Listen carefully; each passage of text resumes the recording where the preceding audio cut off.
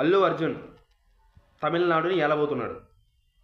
ఈ మాట నేనట్లా, ఇంకొక సంవత్సరం ఆగితే మీరే అంటారు, మీరందరూ అంటారు.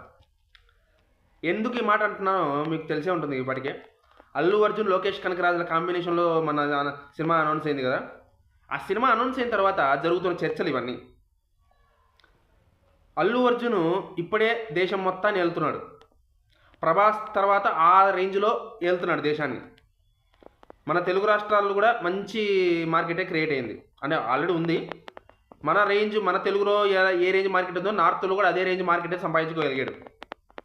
ఇప్పుడు తమిళనాడులో కూడా పుష్పగడి బ్రాండ్ వేయడానికి రెడీ అవుతున్నాడు అల్లు అర్జున్.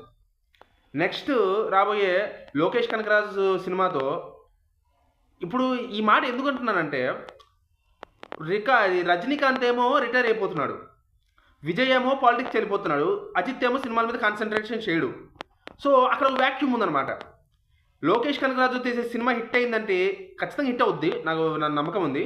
ఖచ్చితంగా 1000 కోట్ల సినిమా కాదు, 2000 కోట్లు కూడా అంత దాటిన ఆశ్చర్యం లేదు.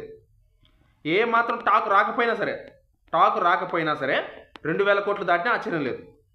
అలాంటి సినిమా అది, అలాంటి కాంబినేషన్ అది. సో ఆ రేంజ్ సినిమా తమిళ డైరెక్టర్తో పడిన తర్వాత తమిళనాడులో పుష్పగడి బ్రాండ్ గట్టిగా పడే ఛాన్స్ అయితే ఖచ్చితంగా ఉంది. నాకైతే ఆ నమ్మకం ఉంది. ఖచ్చితంగా అల్లు అర్జున్ తమిళనాడు నెంబర్ 1 వ్యాక్యూమ్ని క్లియర్ చేసే అవకాశం ఉందని నాకైతే అనిపిస్తుంది.